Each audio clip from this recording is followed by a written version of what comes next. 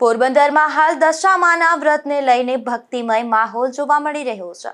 ત્યારે ભોયવાડા વિસ્તારમાં બે યુવાનો દ્વારા છેલ્લા એક દાયકાથી પણ વધુ સમયથી દશામાની વિશાળ માટીની પ્રતિમા બનાવી સ્થાપના કરવામાં આવે છે, જેમાં આ વર્ષે 9 ફૂટથી પણ વધુ ઊંચી આકર્ષક પ્રતિમા આકર્ષણનું કેન્દ્ર બની છે।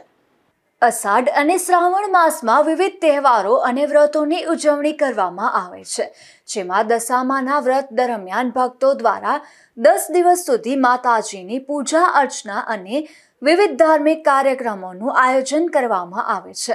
ત્યારે પોરબંદર શહેરના ભોયવાડા વિસ્તારમાં રહેતા હાર્દિક સિકોત્રા અને કલ્પેશ પોસ્તરિયા નામના બે યુવાનો છેલ્લા એક દાયકાથી પણ વધુ સમયથી દશામાની માટીની પ્રતિમા બનાવી તેની સ્થાપના કરી રહ્યા છે। આ વર્ષે બંને યુવાનોએ અંદાજે 1 થી 1.5 માસની મહેનત બાદ માટી, રાખ અને અન્ય સામગ્રીની મદદથી 9 ફૂટથી વધુ ઊંચી દશામાની આકર્ષક પ્રતિમા તૈયાર કરી છે।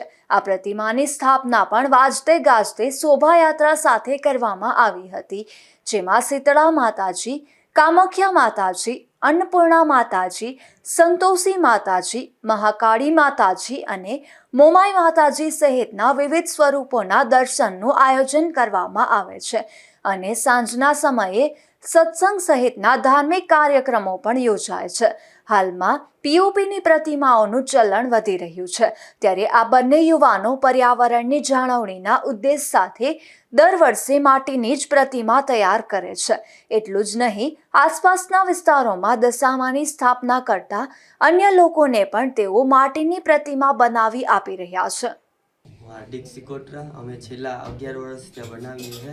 અમે સાથે મળીને બે બનાવીએ। એડ્રેસ છે બંદર રોડ, ભોયવાડો, પોરબંદર। ને પૂરી ઇકો ફ્રેન્ડલી બનાવીએ માટી અને રાખની મદદથી।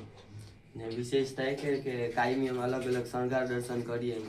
આજે ચામુંડમાના છે, કાલે શિવ શક્તિ પાર્વતીમાના હતા, આગલા દિવસે દશામાના, અને આ વખતે અમે ધૂમધામ આગમન રાખ્યું હતું। 11 તારીખે 11/8/2024 રોજ આગમન હતું 8 વાગે, ને સાંજે આખો રૂટ ફળાવીને લઈ આવ્યા। શહીદ ચોક, સિટલાઈ ચોક, માળેક ચોક ને પછી બંદર રોડ। ખાસ આ મૂર્તિ કે ઇકો ફ્રેન્ડલી છે?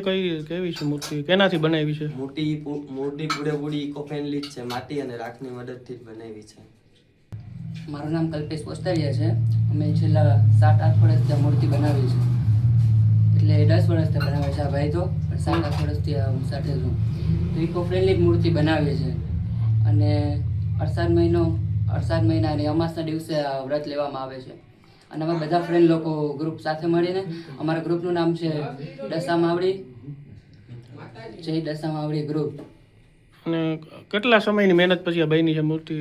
અમે આ મહિના દિવસમાં બનાવી લીધી હતી અને 3 મહિનાથી આ શરૂઆત ચાલુ કરી દીધી હતી, પણ અમે નાની નાની મૂર્તિઓ બનાવતા હોય, માટીના જે પણ સાંધરીઓ અને દશામાની મૂર્તિઓ, એ પણ અમે આમ વેચવા નહીં કે કમાવાની દ્રષ્ટિએ નહીં, પણ જે ખર્ચ થાય ને એનો ટોટલ મારીને પછી ભાવ લગાડી અને એ રીતે અમે મૂર્તિને દઈએ છીએ। 10 દિવસ સુધી પૂજા અર્ચના બાદ રાત્રે જાગરણનું આયોજન કરવામાં આવશે અને ત્યારબાદ વાજતે ગાજતે પ્રતિમાનું વિસર્જન કરવામાં આવશે। હાલ આ અદ્ભુત માટીની પ્રતિમાના દર્શન માટે દરરોજ મોટી સંખ્યામાં ભક્તો ઉમટી રહ્યા છે। નિપુલ પોપટ સાથે અશોક થાનકી, ગુજરાત ન્યૂઝ, પોરબંદર।